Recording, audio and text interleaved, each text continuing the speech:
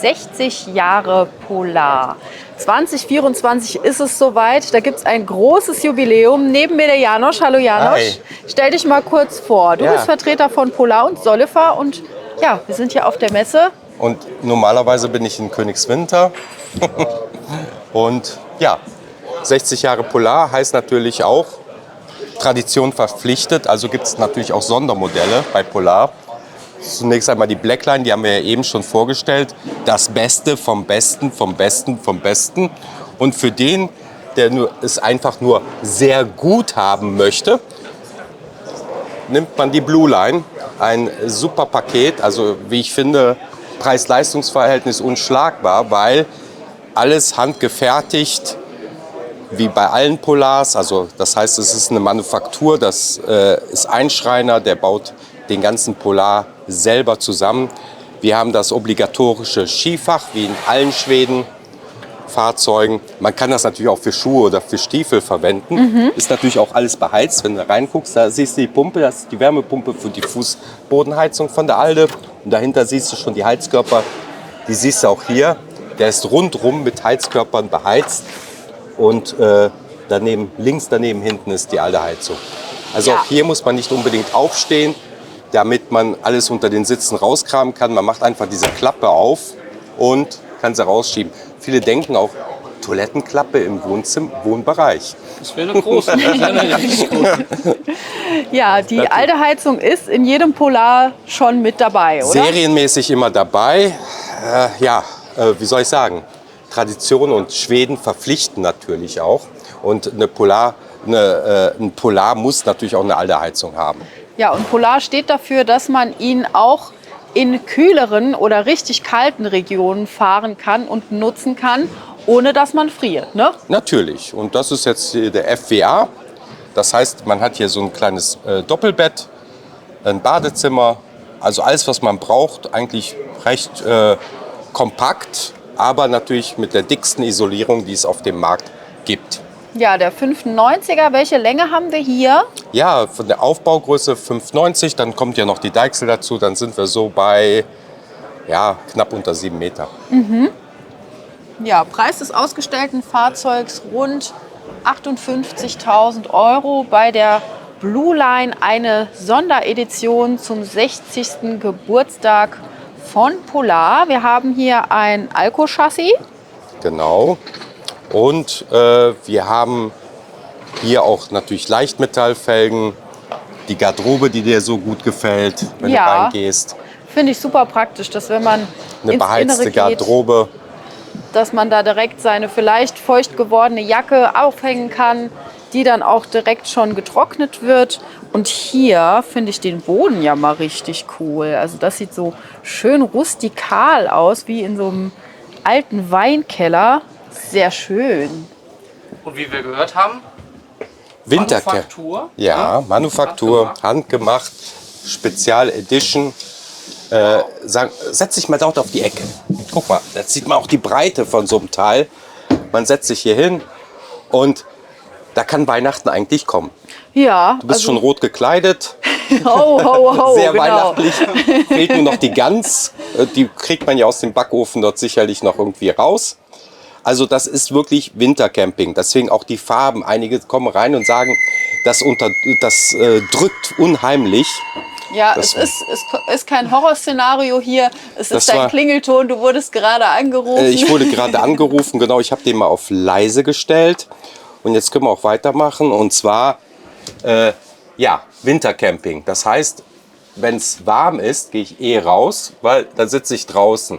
Aber wenn es jetzt draußen schneit und es zieht, dann sind so diese Farben, also so sehr, sehr warm. Also es kommt einem schon sehr warm vor. Ja. Man fühlt sich dann direkt so, wie Weihnachten fehlt nur noch der Spekulatius. Ja. Die Zimtsternchen hier auf dem Tisch. Die es aber schon in den Geschäften gibt. Wir sind 31. August. Ich habe schon in manchen Geschäften den Lebkuchen entdeckt. Ne? Also wir gehen steil auf Weihnachten zu, nur noch gefühlt ein paar Tage. Ja. Auch hier Polar Connect, auch bei den kleinen Modellen.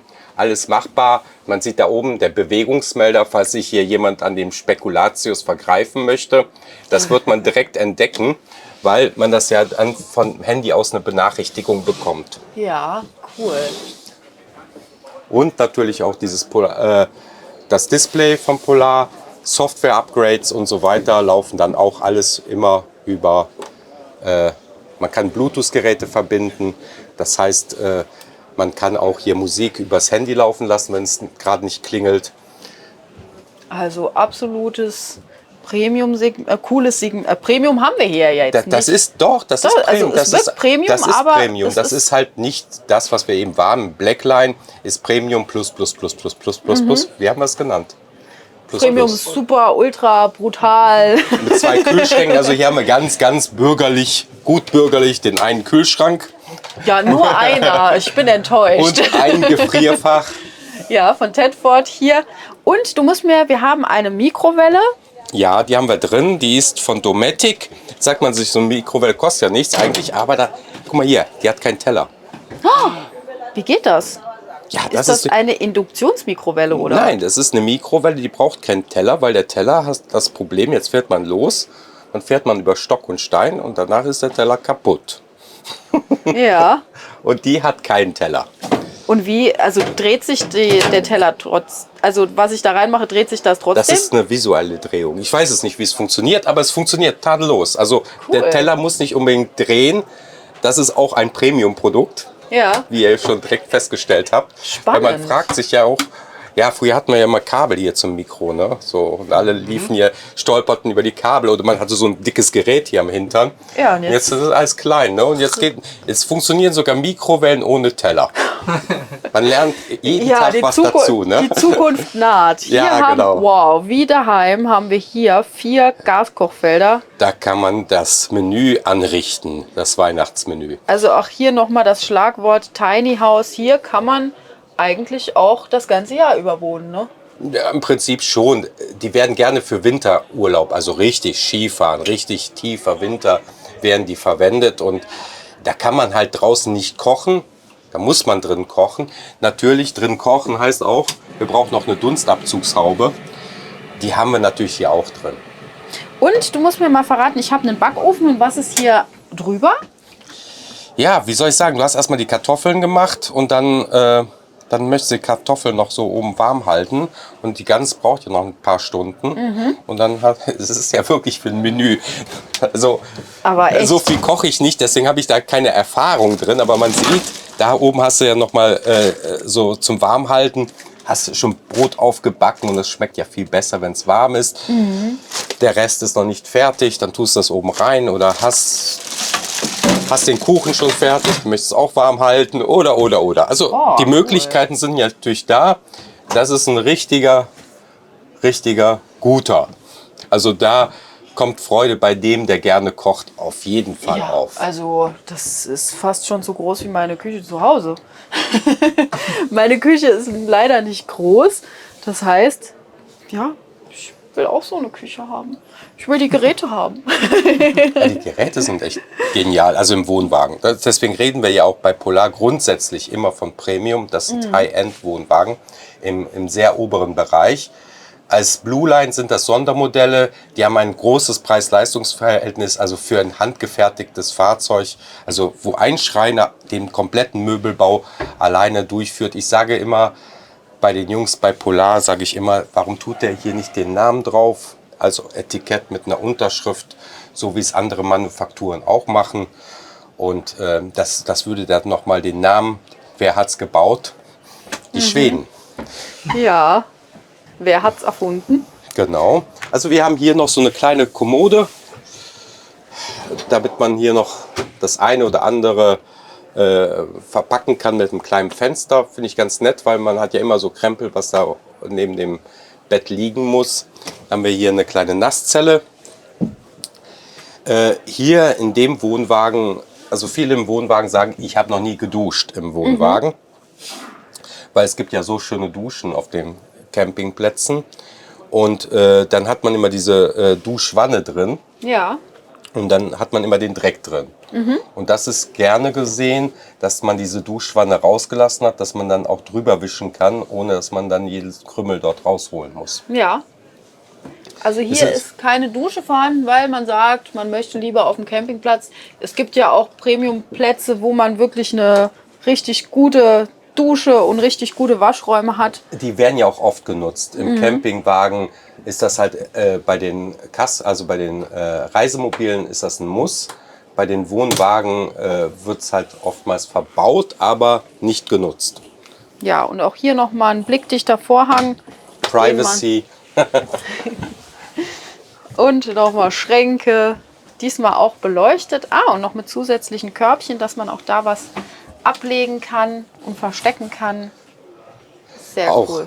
ganz besonders bei allen Polars ist natürlich, habe ich euch auch schon erklärt, das ist ja diese Belüftungsschächte, die man da öffnen kann.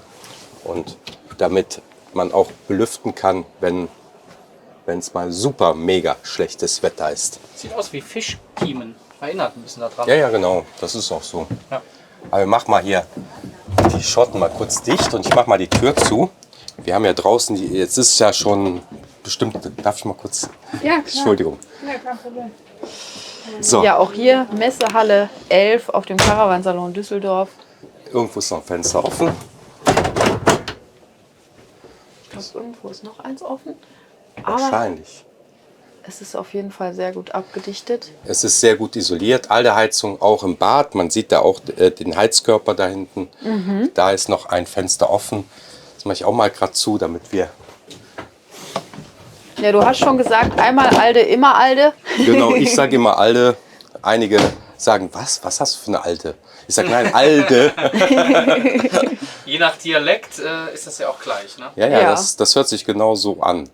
Also gibt es auch eine neue Alde natürlich, nicht nur eine alte Alde. Ja, die haben alle neue Alde drin, natürlich auch mit Garantie. Auch, wie schon erwähnt, wir bieten hier auch den Jahrespass noch an. Also man hat auch direkt Campingplätze, man hat auch die Versicherung, Vollkaskoschutz drin. Also das Fahrzeug ist nicht nur mit einer Alarmanlage, die jetzt man sieht, da ist der Bewegungsmelder, man darf sich nicht an Spekulatius vergreifen. Gut, dann gehen wir raus. Sollen wir gerade die anderen Modelle mitmachen? Ja, wir Oder? machen die einfach mal mit, dann haben wir alle Blue Lines schon mal weg. Ja, die Blue Line, eine Sonderedition zum 60-Jährigen von Polar. Dann gehen wir rüber zum 620er. Ja, 620er ist schon eine sehr, ja, wie soll ich sagen, sehr begehrte, weil auch im Winter braucht man natürlich auch Platz. Das heißt, man hat natürlich sehr viele Klamotten dabei und so ein 620er hat dann auch ein Raumbad. Hier hat man dann auch die Dusche, je nachdem. Und man sieht, die sind sehr begehrt, deswegen sind viele Leute in diesen Fahrzeugen drin. Aber auch hier 3000 Stellplätze, auch hier die Versicherung inklusive. Und es fällt auch einem auf, der hat ja hier nur ein Lüftungsgitter für den Kühlschrank. Das kennt man ja, wenn es zu heiß wird, fallen die Absorber-Kühlschränke aus. Der hat den zweiten Schacht oben am Dach. Das heißt, ich habe natürlich dadurch einen sehr viel größere Kaminwirkung dabei. Da zieht das auch viel besser durch. Ja, und auch hier natürlich die Schublade für die Skier. Die darf in keinem Polar fehlen. Bei oder? schönem Wetter kann man auch rausgehen. Man kann hier den TV anschließen. Hier 12 Volt oder nochmal 230 Volt. Dann, wenn man dann noch irgendwas anderes hat, hat man nochmal 230 Volt. Auch dieser Schrank, darf ich mal kurz hier, ist natürlich nicht angeschaltet. Okay.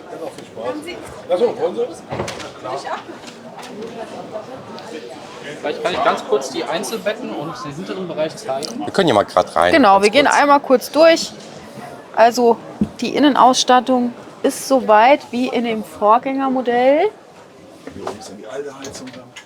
Und hier haben wir den Grundriss mit 2 Einzelbetten und großem Badezimmer im Heckbereich. Und auch hier nochmal der schöne Boden, der ein schönes, wohliges Gefühl vermittelt. Einmal durch, einmal aufs Bett, einmal in das Badezimmer. Ja, wir sehen eine separate Dusche Ja. Und auch wieder viel Platz, ne? Genau, also für jeden haben wir einen Grundriss bereit. Auch hier diese Einzelbetten, auch oftmals sehr begehrt. Auch Klappen.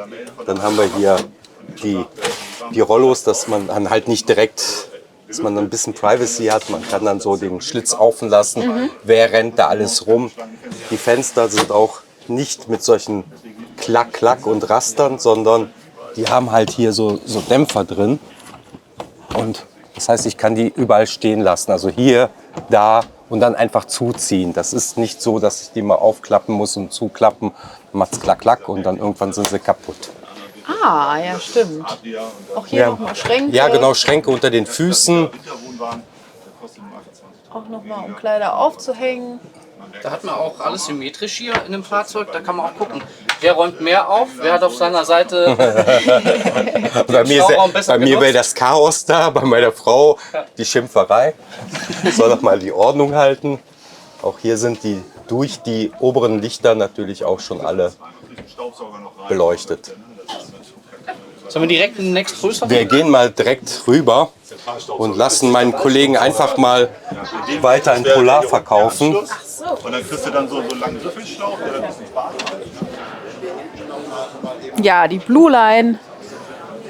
Hier 650er. Genau, der 650er und der hat halt einen Kindergrundriss, also ein Kinderzimmer auf 6,50 Meter Aufbaulänge, aber nur eine Achse, 2 Tonnen. Die Autos dürfen ja nicht mehr so viel ziehen.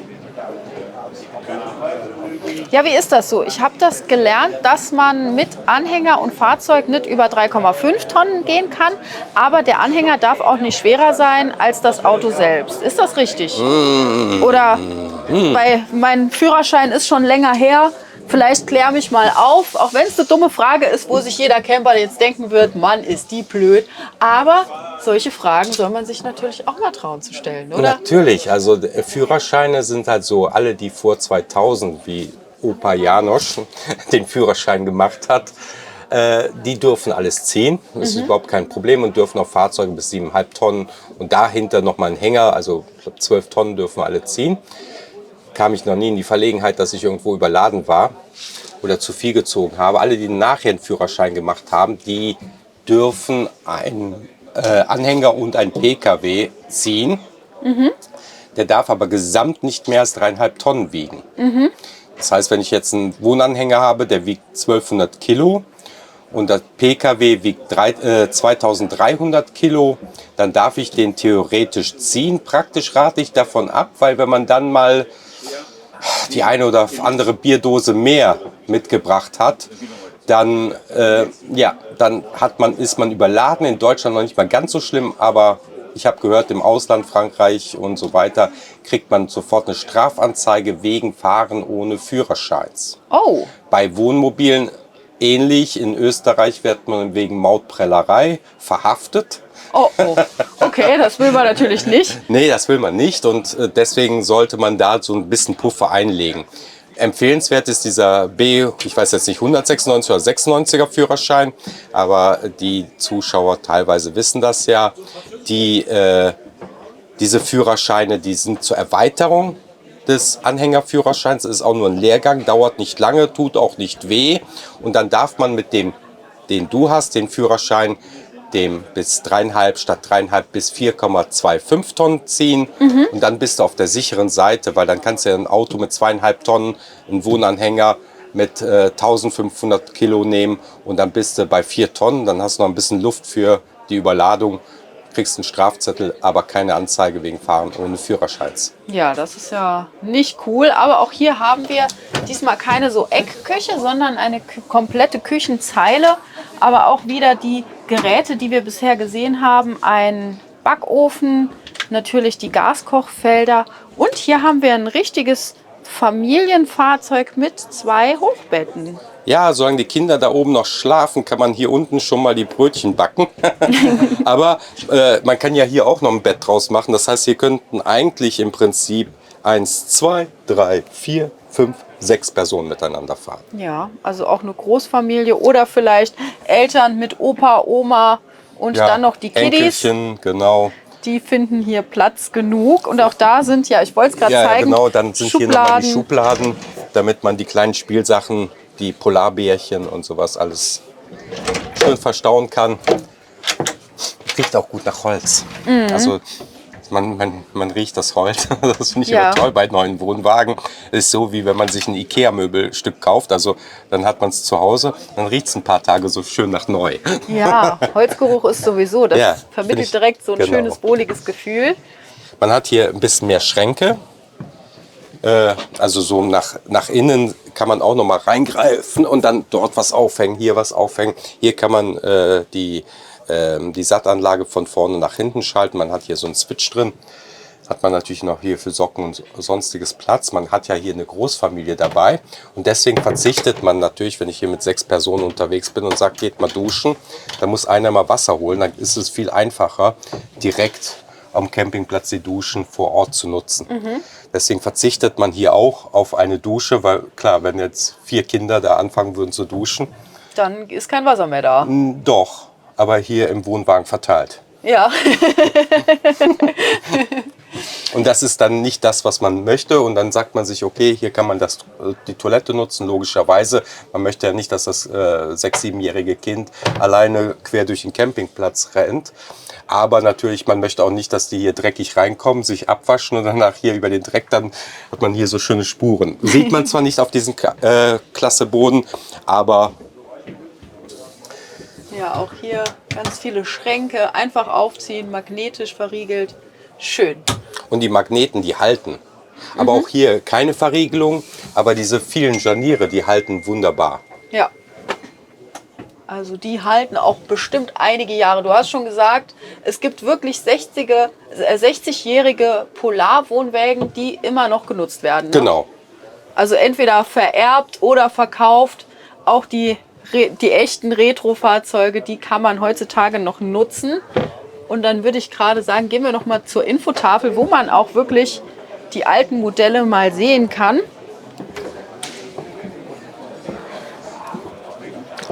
Also war hier denn die? nochmal der FDC Blue Line. Blue Line, 60 Jahre Jubiläum. Man hat hier einen Wohnanhänger aus der Manufaktur. Wenn man mit den Kindern verreist, kann man sagen, wahrscheinlich ist es, dass man diesen Wohnwagen dann den eigenen Kindern vererbt und die werden dann mit den Enkelkindern erneut verreisen und das muss so ein Wagen aushalten. Und dann können sich die Eltern dann so einen etwas größeren kaufen, luxuriöseren und dann haben die auch ein Badezimmer drin. Und Ja, die Kinder können dann als Anfängerwohnwagen den älteren nochmal vererben. Ja, die Blackline, wir gehen einmal rüber zur Infotafel. Polar wird 60, 1964 bis 2024, also 60 Jahre gibt es das Ganze schon. Und hier Und da wir im Modelljahr 2024 sind, für alle, die sich jetzt wundern, dass du mit den Jahreszahlen nicht zurechtkommst, haben wir das Modelljahr schon genommen, weil das wird ja auch noch im Jahr 24 auch noch gebaut. Dann kommt das Modelljahr 25, ist ja immer hier zur Herbstmesse, stellen die Hersteller immer das nächste Jahr vor. Also Genau. in dem Falle jetzt die 24 und es begann in 64. Jetzt haben wir 60 Jahre. Ja, also wir sind auf dem Caravansalon Düsseldorf 2023, aber hier nutzen die Hersteller natürlich die Gelegenheit, die brandneuen 2024er Modelle vorzustellen. Und deswegen haben auch wir die Gelegenheit, die ganz neuen Modelle zu zeigen, unter anderem die Blackline oder die Blue Line zum Jubiläum. Ja, Janosch. Und dann haben wir natürlich noch die ganz normalen. Hier ist zum Beispiel der 520er FD, ein ganz einfacher Wohnanhänger. Den haben wir ja so ähnlich auch schon gesehen in der Blue Line. Aber wenn jemand dann noch einen Ticken kürzer möchte, das ist unser kleinster. Ja, Das und ist der Mini-Wohnwagen von uns. Ist dann die Modellreihe Original. Original, es gibt die Modellreihe Selected mit einem höheren. Und dann gibt es die Customized, so ähnlich wie die Blue Line. Und die ist dann volle Hütte. Die hat dann auch diesen Zentralstaubsauger drin. Ja, und nochmal der Hinweis, bei euch gibt es für die Sondermodelle auch ein Jahr Vanzeit inklusive. Ne? Ja, wir bieten auch direkt die Stellplätze an für den Kunden. Also nicht nur wir bieten nicht nur den Wohnwagen, sondern auch den Urlaubsort. Und das ist einmalig, glaube ich, oder solltet ihr hier auf der Messe noch jemanden haben, der das auch anbietet. Also nicht nur den Camper, sondern auch den Campingplatz. Und ich finde das mehr als fair. Und hier sieht man auf der Grafik auch im Schnee kann noch gegrillt werden. Genau, und es gab auch mal Polar in Blau. Ja. Und Polar in Orange. Ja, genau. Ich finde das Design von der Blackline ja richtig cool. Ja, das ist einfach nur gigantisch. Also mit dieser schwarzen Umrandung, und dann mit den schwarzen Rahmenfenstern. Ich finde das immer wieder, wenn ich den hier anschaue, sage ich mal, mein Gott. Aber nicht nur wir, sondern ich muss auch sagen, auch andere Hersteller sind hier hingekommen und haben sich den hier angeschaut, ob das nicht eine Idee ist, mal einen Wohnwagen auch mal so einen Kontrast, so einen Rahmen zu geben. Ja, auch mal mutig sein, ne? Mal aus Genau. der Komfortzone raus, nicht nur die gewohnte Weißware, wie man sagt, sondern auch mal richtig schöne Kontraste setzen. Und ich bin großer Fan. Wenn euch das Fahrzeug interessiert, dann schaut in das Video. Wir haben für euch gedreht. Es gibt hier 2 Modelle auf dem Caravansalon. Die haben wir in ein Video gepackt. Und schaut mal in unsere Videoliste. Falls es noch nicht online ist, dann bitte ich um Geduld. Und ja, Wir gehen mal zum nächsten Familiengrundriss. Dann haben wir bald unsere Polars, die wir hier haben, auch schon durch. Aber natürlich haben wir deutlich mehr im Angebot. Aber hier auch ein typischer Familiengrundriss. ja, Polar 620 FWCA Original. Hier ausgestellt auf dem Caravansalon. Genau. Mach mal kurz einen Schwenk, dann haben wir eigentlich alle gezeigt.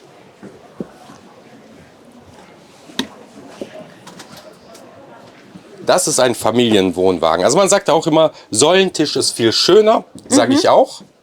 Aber so ein Tisch hier, so ein Tisch ist massiv, ohne Ende. Also man kann hier ein Bett draus machen für Oma, Opa, die beiden Enkelkinder, die Erwachsenen, alles auf 6,20 Meter. Hier kommt dann die Sache rein. Und jetzt muss man sich überlegen, wir sind zu 6.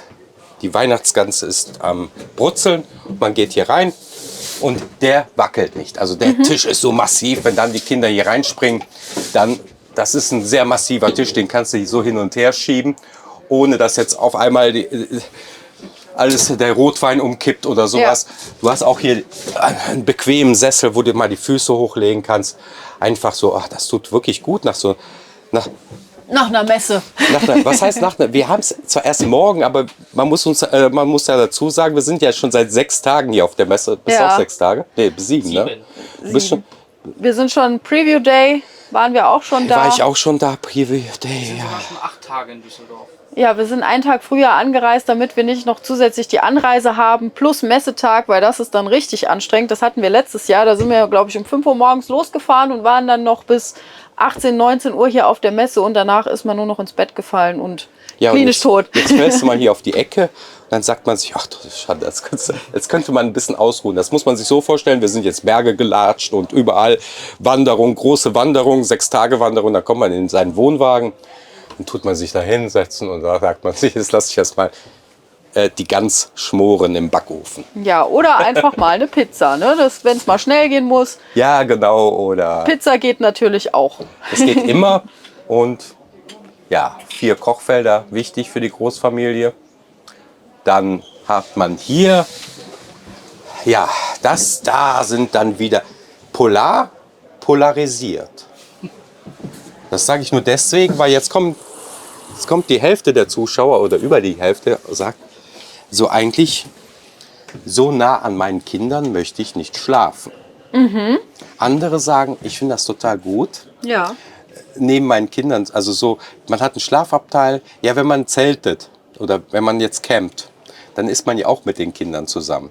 Und mal ehrlich, es macht ja keinen Unterschied, wenn das Etagenbett ganz weit weg von den Eltern ist, ganz weit weg, wir reden hier von 6 Meter. Das ist so, als würden wir zu Hause im Badezimmer zusammen sein. Also ich finde es sogar angenehmer, dass man hier die beiden, die Schlafbereiche nicht auseinanderreißt in 2 so Wunschentfernungen. weil wenn die Kinder hier im Schlafbereich schon schlafen, kann man trotzdem noch von draußen reinkommen, sich was aus dem Kühlschrank holen oder irgendwas in der Küche machen. Und die sind dann hier, kann man schön verdunkeln. Dann sind die schon am Schlafen und die Eltern können draußen sitzen. Ja, das stimmt.